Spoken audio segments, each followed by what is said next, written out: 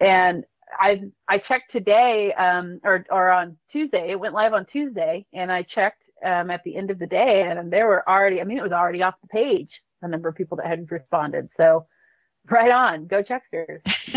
Yeah. Yeah, this offer is only good during the month of March. So you want to take the opportunity now to show Cloud B and NBC and Comcast that you notice and appreciate their support of Chuck. And as we said before, product placement is a vital part of funding Chuck. And we want the advertisers and the network to know that we'll respond to it if it means we'll get another season. Yeah. So. And just to anticipate some questions, I know, I went on and I liked on Facebook and commented about February 21st. And now I'm in Canada, and apparently they don't ship internationally from the manufacturer's website, but you can still like the Facebook group and comment there. That does make a difference if you're an international fan. And then if you have a chance to buy a Sleep Sheep elsewhere at a local retailer, you can let them know. So you can still use this to support Chuck, just not through their website if you're an international fan. And yeah, go ahead. Also, they do not come with the Nerd T-shirt. The Jester shirt. Yeah. They come with the Jester shirt. Yeah. Or the song. They don't the come song. with No. Yeah, cover song. But the little thingies in the back that you could play the different sounds. Yeah. And Really just cute. Yeah, just before we put the ratings topic to bed, the other thing, internationally, of course, you can't be part of the U.S. numbers for Nielsen. Other countries do have other ways of measuring. I believe in Canada, there's a fairly similar rating system, but these other ways to support are the best way that you can do that. Buy Chuck DVDs is always good. But any way that you can support retailers and also help spread the word, especially specifically like this for products, just to let the advertisers know that you did see this on Chuck, those are great ways to help out the effort. Yeah, sure. The advertiser doesn't care where you live as long as you're buying their product. Yeah. Yeah. So, yeah. Yep. Sing it from the mountaintops. Yeah. Or your rooftops if you don't live near a mountain. Yeah. And speaking about singing. Speaking about singing. Nice. Did y'all catch Zachary Levi singing in the Oscars on Sunday? I did. Oh yeah. Mm. Well, I mean, not at the time, but I did later. But we won't go there. He was terrific, though. Oh yeah. I had no idea that he could sing. I didn't know. Sorry, Zach. Didn't know. Anyway, but yeah, we got a little melty in the way he looked. He looked at Mandy. Yeah. As they were singing, and Mandy Moore, of course, is a co-star in Tangled, and the Smoller, it looked like it definitely worked for him that night. So you can watch the performance again and again and again and again on ChuckTV.net, courtesy of ZacharyLeviFan.com. Mm-hmm. And a lot of people were saying that it was a disappointing Oscar night. A lot of people, no, of course these are Chuck fans, but a lot of people said that song was one of the best parts of the evening. It was. CNN and MTV both put it on their top 10 list. Yeah. For the entire night. Yeah. So nicely done, Zach and Mandy. Very, Beautiful, very nicely romantic done. Song. It was. I really love that Zach did not wear a suit coat for the performance. Mm-hmm. It just seemed very Chuck of him to come out without, with just the vest. Yeah, it's very classy, actually. Mm-hmm. It was. Yeah. Yep. Speaking about classy, okay, I always try to find some kind of segue. Well, hey, Vivian is classy. I think Vivian is very classy.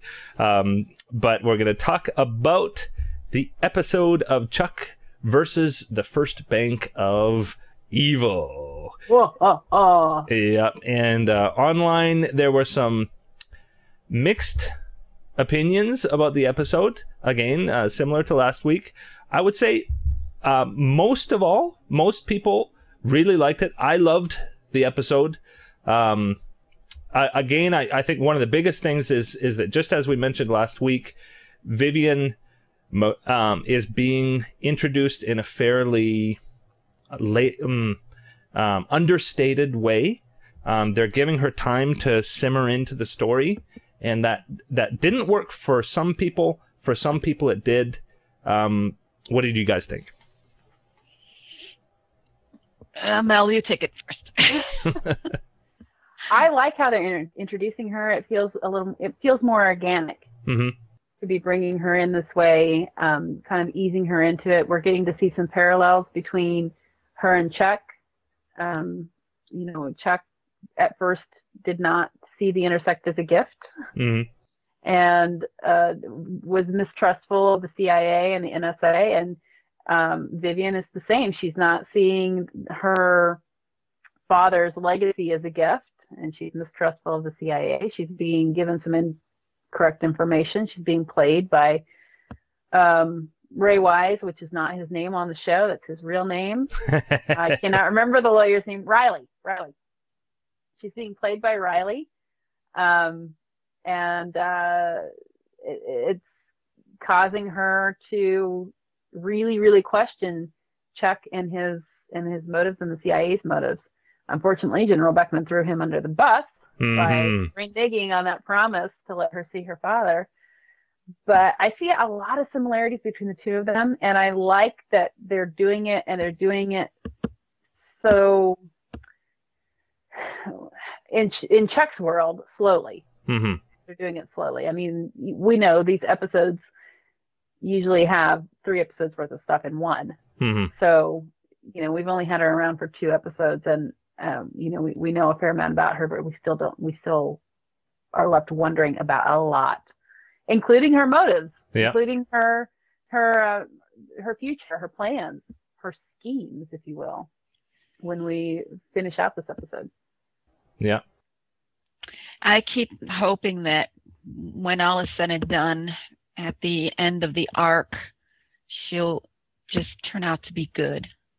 Just kind of, maybe she could be Volkov's Achilles heel, to where she could just totally and completely, once and for all, destroy him, lawyer and all. I mean, there would be no chance of resurrecting him through, the legal system or anything. So I'm going to stick with that, because I like her. I still like her. I think that she was so uncertain of what she wanted to do in her future, and everything that happened to her.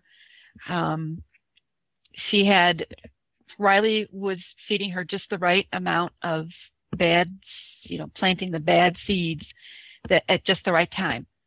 Mm-hmm. And then just what happened in the episode with Chuck having to not be able to get her to see her dad just kind of watered that seed. And it's inevitable.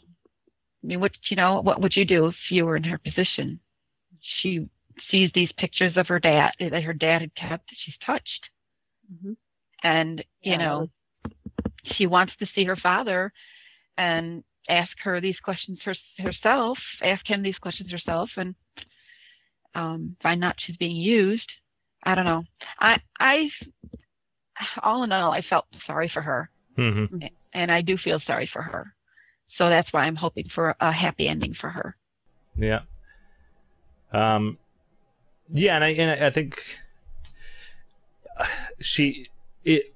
last year everybody had a complaint that things were moving too quickly with Shaw and Sarah in particular. One of the biggest complaints was how fast it moved, and it wasn't believable. I really like that they're taking their time with this and letting it breathe. Yeah, I do too. I also like that they're not screwing around with the potential love interest. Yes. It's pretty obvious. I mean, some people raised some eyebrows when she hugged him, but that was purely platonic and out of gratitude from what I saw.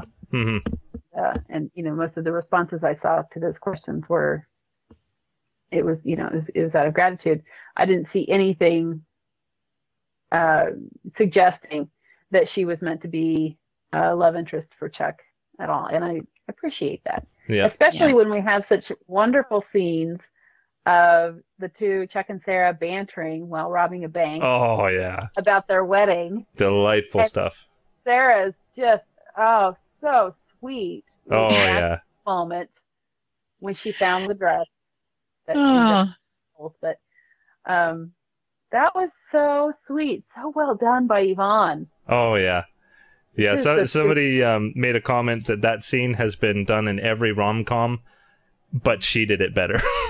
She made it look unique. She made it look Yeah. It was really sweet. And as a fan of Clueless and a person who perpetually is in the closet trying to figure out what in the world I'm going to wear, Mm-hmm. I am so envious of her software program and her spa down in Castle. Yeah. One of those. Yeah, she was it all. Yeah. And Yeah, and she was the adorable. bullet holes were a nice touch. And She didn't Casey care. being the one to come in when she's trying it on. Uh-huh. That was cool. Yeah. Yeah. I like Um, how that those bullet holes just didn't they didn't bother her. She was so happy by then. Mm-hmm. I Yeah. like it when she's allowed to be a girl. mhm. And then she finally, once she finally gets into the whole wedding thing, hits woo island and when and the flowers and the cake and whoa, and Emily's just standing there going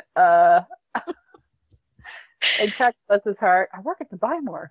You do Yeah. not. You lie. But that was an amusing way to reassert its cover. Mhm. And just back at the bank before we leave that one scene, I thought that, like, the last time I saw that particular kind of energy was Honeymooners. I mean, just that delight as she's like shooting the machine gun and talking about her wedding and the gleeful smile on her face, and it was just a delight to watch. Yeah. And Chuck I calling love- her Honey Bunny in our Pulp Fiction little shout out. Yeah. Speaking about shout outs, we had a couple of Lost shout outs. Yes. Everybody's saying that we finally know what the numbers mean. They were Volkov's bank number, even though apparently one of the numbers is not exactly the same. Close enough not to be a coincidence. So. Yeah, close enough not to be a coincidence. And then we go to the bank and we have the doctor from Lost. The Dharma Initiative, yeah. Yeah, Dharma Initiative. Uh-huh. So that if for all of us Lost fans, those were nice little touches. Mm-hmm. Yeah, that was clever. I wonder if they, after they cast him as that character, if that's when they decided to make those numbers the account number. Could be. I bet they just couldn't resist, Yeah. And then, and we had Chuck and Sarah being all Matrix Mm-hmm. in their shootout and their costumes, their bank robbing costumes. Yeah. So that was cool. Yeah. Yeah. We had. I think the people who make Chuck like all the same movies and TV shows that we do. Now I have a question. So after we have that just absolutely fun scene robbing the bank, Mhm. why did they burn the money?